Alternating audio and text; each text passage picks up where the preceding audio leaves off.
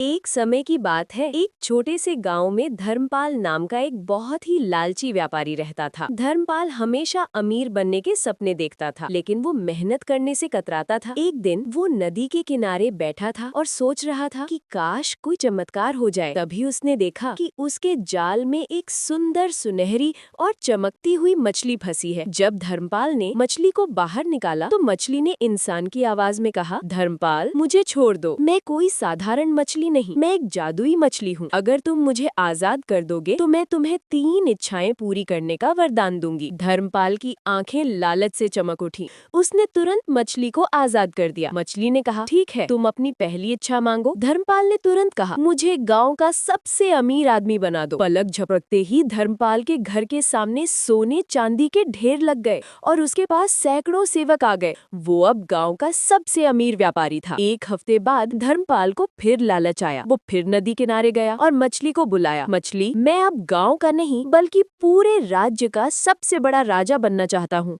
जिसके पास सबसे बड़ी सेना हो। मछली ने मुस्कुराते हुए कहा, जैसी तुम्हारी इच्छा। और अगली सुबह धर्मपाल एक भव्य महल में जागा।